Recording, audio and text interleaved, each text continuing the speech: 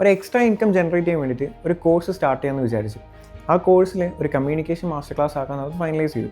അതിലെ ഏറ്റവും biggest 2 problems, ഒന്ന് സീറോ കോസ്റ്റിൽ ഒരു പ്ലാറ്റ്ഫോമും, രണ്ടാമതൊരു കരിക്കുലം, അതും ഞാൻ സോർട്ട് ചെയ്ത്. നെക്സ്റ്റ് ഇതിൽ ഏറ്റവും വലിയൊരു പാർട്ട് എന്ന് പറയുന്നത് ഇതിൻ്റെ വീഡിയോ പ്രൊഡക്ഷനാണ്, കണ്ടൻറ്റ് പ്രൊഡക്ഷനാണ്.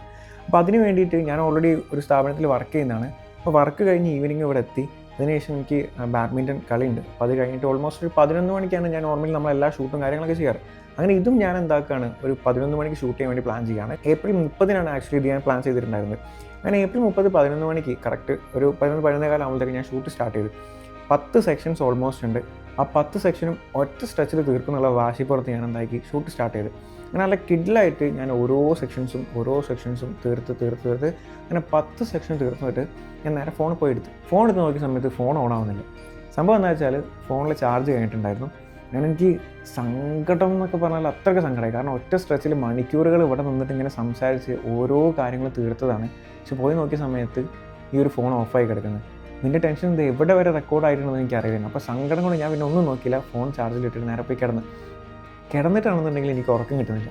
അങ്ങനെ ഞാൻ ഫോൺ പെട്ടെന്ന് തന്നെ ഓണാക്കിയിട്ട് നോക്കിയ സമയത്ത് ഓൾമോസ്റ്റ് 7 സെക്ഷൻ്റെ കുറച്ച് പാർട്ട് കിട്ടിയിട്ടുണ്ട്. അവിടെ നിന്ന് അങ്ങോട്ടേക്കുള്ളതൊന്നും റെക്കോർഡായിട്ടില്ല. അപ്പോൾ 7 സെക്ഷൻ കിട്ടിയതിനെ കൊണ്ട് കുറച്ചൊക്കെ സമാധാനമായി. നെക്സ്റ്റ് സ്റ്റെപ്പ് എന്ന് പറയുന്നത് ഈ ഒരു ഉണ്ടാക്കിയ പ്രൊഡക്റ്റ് ഞാൻ എഡിറ്റ് ചെയ്യണം. എഡിറ്റിംഗ് എന്ന് പറയുന്നത് എനിക്ക് ഏറ്റവും ബോറിംഗ് ആയിട്ടുള്ളതും ഏറ്റവും ഇഷ്ടമില്ലാത്തൊരു കാര്യമാണ് എഡിറ്റിംഗ്. ബട്ട് ഇതിലേക്ക് ഇൻവെസ്റ്റ് ചെയ്യാൻ പൈസ ഇല്ലാത്തതിനെ കൊണ്ട് ഞാൻ എഡിറ്റിംഗ് ഞാൻ തന്നെ ചെയ്യാൻ തീരുമാനിക്കുകയാണ്. അങ്ങനെ പിറ്റേ ദിവസം നമ്മൾ ഷൂട്ട് ചെയ്ത സാധനങ്ങളൊക്കെ ലാപ്പിലേക്ക് ആക്കി നമ്മളതിന് എഡിറ്റിംഗ് സ്റ്റാർട്ട് ചെയ്തു. എഡിറ്റിംഗ് എന്ന് പറഞ്ഞാൽ പക്ക ബേസിക് എഡിറ്റിംഗ് ആണ് നമ്മൾ ചെയ്തിട്ടുണ്ടായിരുന്നത്. കട്ടിങ് മാത്രം, വേറെ എക്സ്ട്രാ എഫക്ട്സോ കാര്യങ്ങളൊന്നും ചെയ്യാണ്ട് കട്ടിങ് മാത്രം ചെയ്തിട്ടാണ് നമ്മൾ ചെയ്തത്.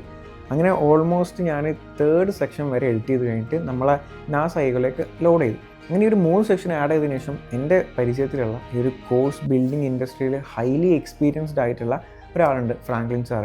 നിങ്ങൾ ചിലപ്പോൾ കേട്ടിട്ടുണ്ടാവും, എഞ്ചിനീയർ സ്റ്റുഡൻസ് ആണെങ്കിൽ കേട്ടിട്ടുണ്ടാവും. ഫ്രാങ്ക്ലിൻസ് ലെക്ചേഴ്സ് എന്ന് പറഞ്ഞാൽ എഞ്ചിനീയർ സ്റ്റുഡൻസിന് ഒരു ഓൺലൈൻ ട്യൂഷൻ കൊടുക്കുന്ന ഒരു പ്ലാറ്റ്ഫോമാണ്. അതിന് CEO ആണ്.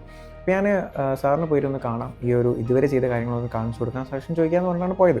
ഇനി ഫ്രാങ്ക്ലിൻ സാറെ കണ്ടതിന് ശേഷം ഒരുപാട് കാര്യങ്ങൾ മാറ്റം വന്നിട്ടുണ്ട്. അതെന്തൊക്കെയാണെന്നുള്ളത് നമുക്ക് അടുത്ത പാർട്ടിൽ കാണാം. So don't forget to follow now.